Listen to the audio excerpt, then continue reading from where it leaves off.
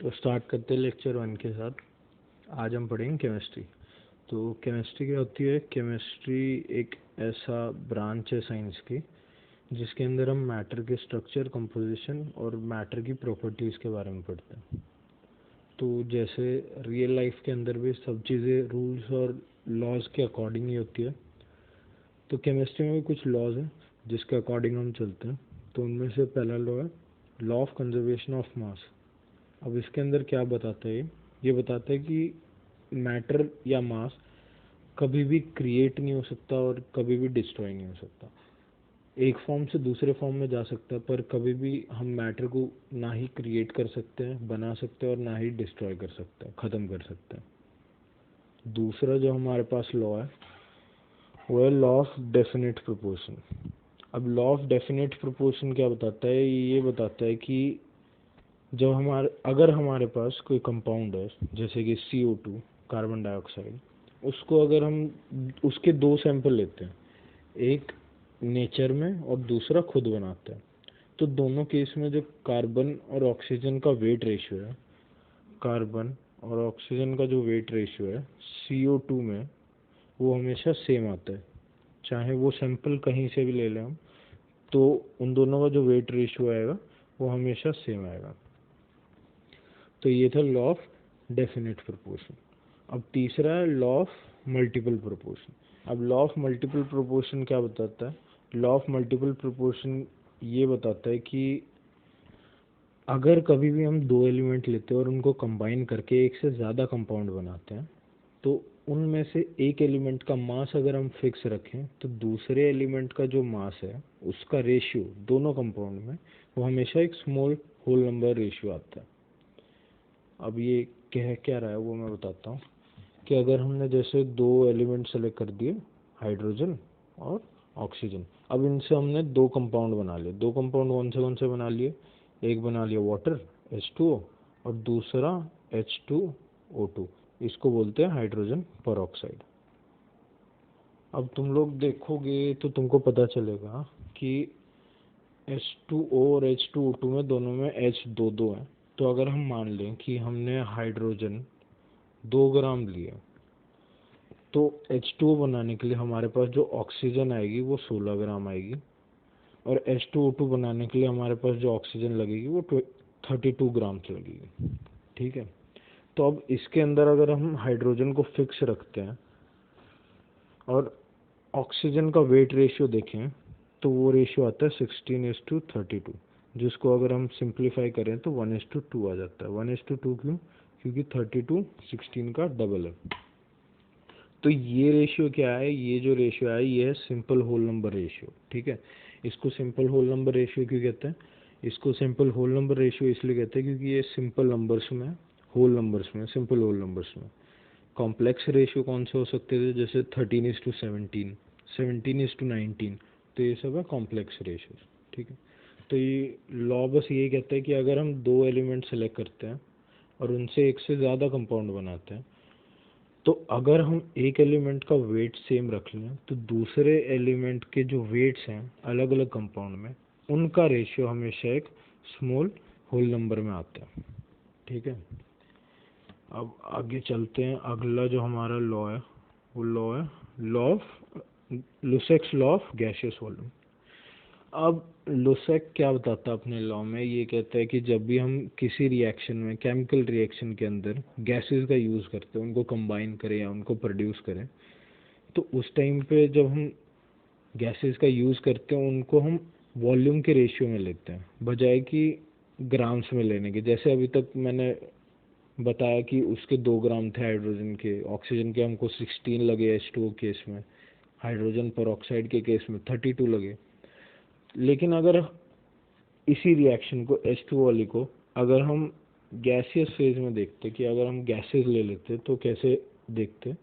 तो ऐसे देखते कि 2H2 plus O2 gives 2H2। ठीक है। तो इस रिएक्शन में क्या देखते हम? इस रिएक्शन में ये देखते कि 2 वॉल्यूम हाइड्रोजन के लग रहे हैं हमारे पास, एक वॉल्यूम ऑक्सीजन का लग रहा है, जो कि हमें 2 वॉल्यूम H2O को दे रहे हैं। अब वॉल्यूम का क्या मतलब है? वॉल्यूम का ये मतलब है कि तुम मान सकते हो गुब्बारे हैं, ठीक है, कि हम गैस गुब्बारों में भरवा के ला रहे हैं और गुब्बारों का साइज सबका सेम है। तो हाइड्रोजन गैस के 2 गुब्बारे लग रहे हैं, ऑक्सीजन गैस का 1 गुब्बारा लग रहा है, जिससे कि वाटर के 2 गुब्बारे बन रहे हैं, ठीक है। तो इसको और मैथमेटिकल भाषा में कहूँ तो ये कह सकते हैं कि अगर हम हाइड्रोजन गैस के 10 ml ले लेते हैं और ऑक्सीजन गैस के 5 ml ले लेते हैं, तो हमारे पास 10 ml वाटर के बन के आ जाएंगे, ठीक है।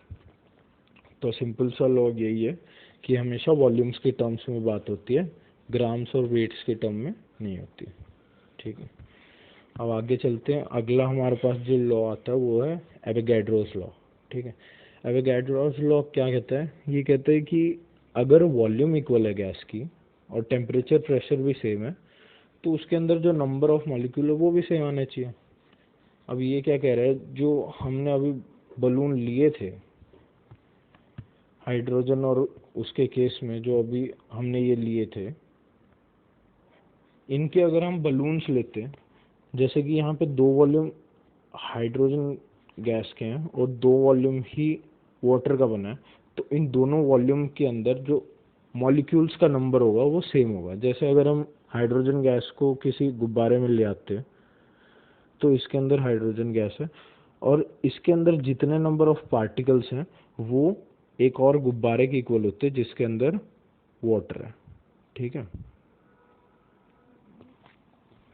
तो ये कहना चाह रहा है कि अगर टेम्परेचर भी सेम है, प्रेशर भी सेम है, तो 2 वॉल्यूम्स, अगर दोनों वॉल्यूम इक्वल हैं तो उनके अंदर के जो मॉलिक्यूल्स हैं वो भी इक्वल आएंगे, ठीक है।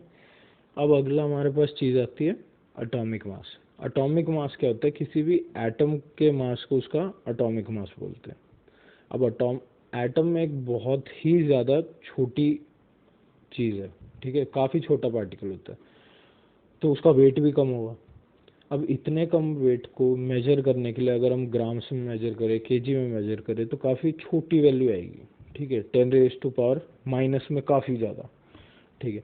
तो अब ऐसी एक यूनिट हमने निकाली कि हमको इतना बड़ा नंबर ना लिखना पड़े। अगर हम सिंपल ये यूनिट भी लिख दें तो इसका मतलब यही होगा कि काफ़ी छोटी वैल्यू है, ठीक है।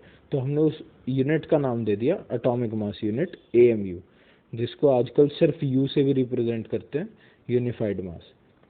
तो इसकी डेफिनेशन क्या है? इसकी डेफिनेशन है कि atomic mass unit is defined as a mass exactly equal to 1/12 the mass of 1 carbon atom.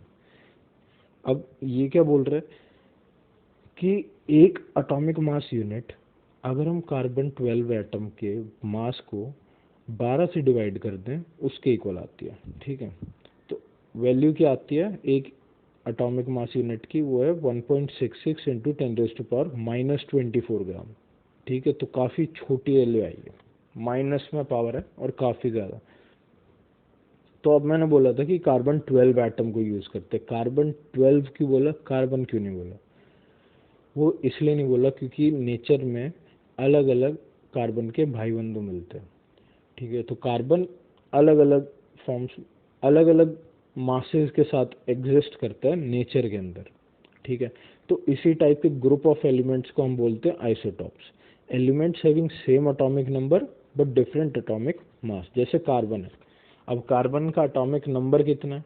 Carbon का एटॉमिक नंबर तो 6 ही है, ठीक है, हमेशा 6 ही रहेगा, बट उसका जो मास है वो डिफर कर जाता है, उसका जो मास है वो डिफर कर देता है। उसका मास क्या है? इस केस में 12 आ रहा है। अब एक और कार्बन एग्जिस्ट करता है जिसका मास 13 होता है, पर एटॉमिक नंबर सेम है। एक और मास एग्जिस्ट करता है जिसकी वैल्यू होती है 14, लेकिन उसका भी एटॉमिक नंबर 6 है। तो ये 3 कार्बन नेचर में एग्जिस्ट करते हैं जिनका एटॉमिक नंबर तो 6 है, पर एटॉमिक वेट उनका अलग अलग है, जैसे 12, 13 और 14।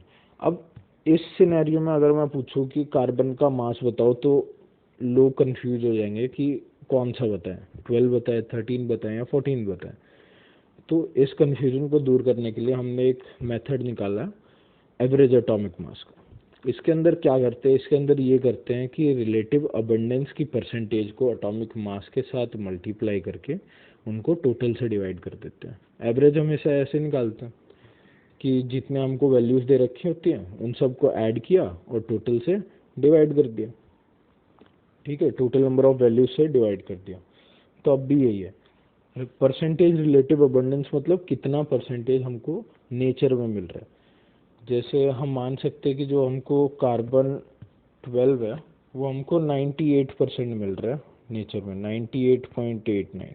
ठीक है, ये हमको मिल रहा है 1.1%, ये हमको मिल रहा है 2 × 10⁻⁻, माइनस में कुछ, माइनस में 10। ठीक है, तो ये सब है इनकी रिलेटिव अबंडेंस।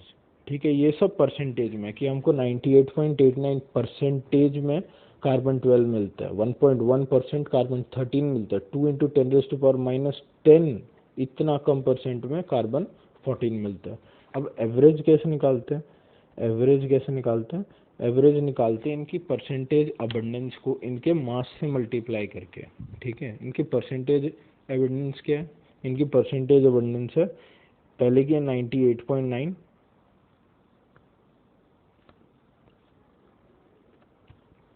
पहले ही क्या है 98.89 इंटू में 12। अब इसको किसके साथ प्लस करेंगे, इसको करेंगे 1.1 के साथ इंटू में 13। अब इसको किसके साथ प्लस करेंगे, इसको करेंगे 2 × 10⁻10 इंटू में 14। अब ये जो टोटल आएगा इसको किसके साथ डिवाइड करेंगे, इसको डिवाइड करेंगे टोटल नंबर के साथ। ठीक है, जो कि हमने लिया 100 क्यों लिया है, क्योंकि हमने ये सब परसेंटेज में लिया है, इसकी अबंडेंस कितनी है वो परसेंटेज में। अब परसेंट का मतलब क्या होता है, पर सेंट, पर 100, सेंट का मतलब होता है 100। तो जब भी तुम्हारी भी परसेंटेज निकलती है वो किस में से निकलती है, 100 में से निकलती है। तो टोटल क्या होता है 100 में से 98.89% में कार्बन 12 है, 1.1% में कार्बन 13 है और 2 × 10⁻⁻10% में कार्बन 14 है। तो इस तरह से हम कार्बन का एवरेज एटॉमिक मास निकाल लेते हैं कि कभी अगर कोई बोले कि कार्बन का मास कितना है तो हम एवरेज एटॉमिक मास की मदद लेके उसको बता सकते हैं। अब आता है फॉर्मूला मास। फॉर्मूला मास क्या होता है, फॉर्मूला मास होता है कि एक एम्पेरिकल फार्मूले में जितने भी एलिमेंट्स आ रहे हैं उनके एटॉमिक मास का सम फॉर्मूला मास दे देता है। जैसे कि NaCl है, कॉमन सॉल्ट। ठीक है, तो कॉमन सॉल्ट के साथ दिक्कत क्या है, जब उसको सॉलिड फॉर्म में लेते हैं तो वो अकेला एग्जिस्ट कर नहीं सकता, सिर्फ एक NaCl मॉलिक्यूल अकेला एग्जिस्ट नहीं कर सकता। अब उसको एग्जिस्ट होने के लिए क्या करना पड़ता है, दूसरों के साथ लिंकअप हो गए, थोड़ा कॉम्प्लेक्स स्ट्रक्चर बना के रहना पड़ता है। तो इस वजह से हम NaCl का मॉलिक्यूलर मास नहीं कैलकुलेट कर सकते, उसका फार्मूला मास कैलकुलेट करना पड़ता है। अब अगला जो हमारे पास वर्ड आया वो है मॉलिक्यूलर मास। मॉलिक्यूलर मास क्या होता है, मॉलिक्यूलर मास एक मॉलिक्यूल में आने वाले जितने भी एलिमेंट्स हैं उनके मासेस का सम होता है। ठीक है, एटॉमिक मास का सम। जैसे हमने लिया अभी CH4। अब CH4 क्या होता है, मीथेन। अब मीथेन के अंदर एक कार्बन एटम है और 4 हाइड्रोजन के एटम है। तो एक कार्बन एटम का मास लगभग 12 और 4 हाइड्रोजन के एटम है, इसलिए 4 × हाइड्रोजन का मास। तो ये हमको टोटल मॉलिक्यूलर मास दे देगा CH4 का। अब अगला हमारे पास टॉपिक आता है काफ़ी इंपॉर्टेंट, मोल कंसेप्ट। अब मोल कंसेप्ट क्या होता है, मोल कंसेप्ट एक ऐसा कंसेप्ट है जिसके अंदर हम मोल एक यूनिट की यूज़ करके अपनी थोड़ी कैलकुलेशन वगैरह आसान कर लेते हैं। ठीक है, तो एक मोल होता क्या, 1 mole is the amount of substance that contains as many particles or entities as there are atoms in exactly 12 gram of C12 isotope. ठीक है, आइसोटोप हमने पढ़ लिया क्या होता है, हमको पता है। अब ये क्या कह रहे हैं कि एक मोल इतना अमाउंट ऑफ सब्सटेंस है जिसके अंदर इतने पार्टिकल आ जाए जितने 12 ग्राम C12 आइसोटोप में होते हैं। इसका मतलब क्या है, अगर हम 12 ग्राम C12 आइसोटोप लें तो उसके अंदर जितने पार्टिकल्स हैं उतने पार्टिकल एक मोल में होते हैं। ठीक है, जितने पार्टिकल 12 ग्राम C12 आइसोटोप में। तो उसका नंबर निकालने के लिए हमने क्या किया, 12 ग्राम C12 आइसोटोप को लिया और उसको डिवाइड कर दिया C12 आइसोटोप के मास से। तो हमारे पास जो नंबर आया 6.022 इंटू 10⁻23 एटम्स पर मोल, वो हमारे पास क्या आया, एक नंबर आया जितना नंबर ऑफ सब्सटेंस एक मोल के अंदर होते हैं। अब हमेशा ये सेम आता है, इसलिए इसका हमने नाम रख दिया, नाम क्या रखा, एवोगाड्रोस कांस्टेंट। ठीक है। अब दूसरी बात तुम देख सकते हो कि जब भी हम यूनिट्स के अंदर मोल का यूज़ कर रहे हैं तो मोल को पूरा नहीं लिख रहे, MOLE नहीं लिखते, MOL लिखते हैं। ठीक है, तो एक ही इम्पोर्टेंट चीज़ है, ये मत भूलना। दूसरा जो हमारे पास अब बात आती है वो है मोलर मास की, कि मोलर मास क्या होता है। एक मोल के मास को मोलर मास कहते हैं। ठीक है, काफ़ी सिंपल है। एक मोल सब्सटेंस किसी भी चीज़ का, उसका मोलर मास होता है, और ये हम जनरली ग्राम्स पर मोल में रिप्रेजेंट करते हैं। ठीक है, कि एक मोल में इतने ग्राम है। तो मोलर मास वाटर का कितना होगा, 18 ग्राम पर मोल। ठीक है, समझ में आ गया ना मोलर मास क्या होता है। मोलर मास होता है एक मोल सब्सटेंस का कितना मास है। ठीक है, वो उसका मोलर मास है। तो थैंक यू। अगर कोई भी क्वेरी वगैरह हो इस लेक्चर से रिलेटेड तो कमेंट सेक्शन में ज़रूर लिखना। बाकी मिलते हैं अगले लेक्चर में।